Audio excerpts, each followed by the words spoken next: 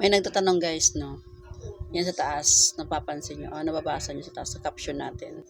So, yung nagtatanong sa atin, yung lang nilagay ko sa caption, ano masabi mo sa mga taong hindi nagbabayad ng utang?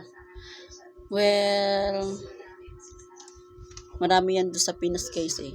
Maraming, actually, hindi naman lahat no, pero marami talaga na hindi nagbabayad ng utang. Yung kinakalimutan na lang. So, ayun kay Solomon guys, mag-biblical tayo no, na based sa magbase tayo sa biblical. Ayun kay Solomon no. Yung mga nangungutang na hindi nagbabayad, ang sino man ang humiram at hindi nagsasauli, ang gayon ay masamang tao at mga tulisan. So, grabe no.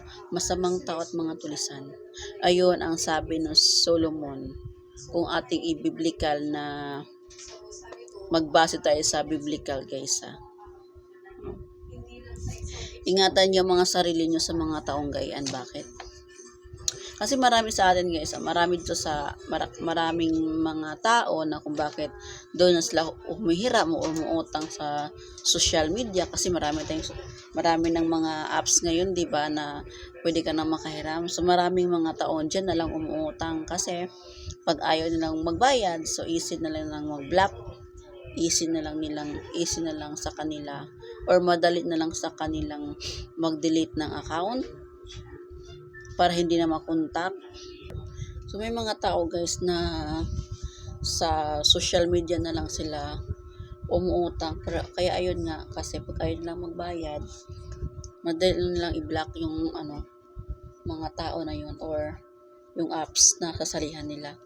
Kasi ang iba nasisira na sa mga kamag-anak nila, pamilya nila, kapatid nila, or kapitbahay nila. Hindi na nakakautang kasi nga hindi naman marunong magbayad. So meron talagang tao na mga gaya pagsamantala, kaya mag-ingat tayo sa mga kanyang klaseng tao guys.